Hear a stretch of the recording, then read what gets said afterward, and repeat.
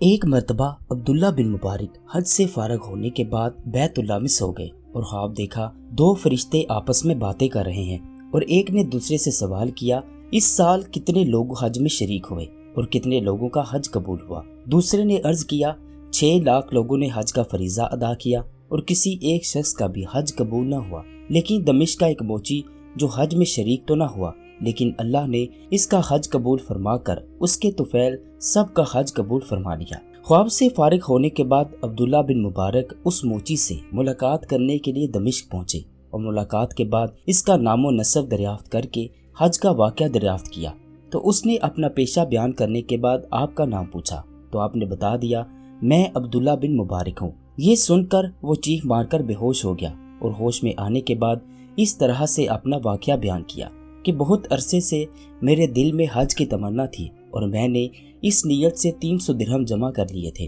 لیکن ایک دن پڑوسی کے گھر سے کھانا پکنے کی خوشبو آئی تو میری بیوی نے کہا، جا کر کچھ کھانا اس کے گھر سے مانگ لاؤ تاکہ ہم بھی کھا لیں۔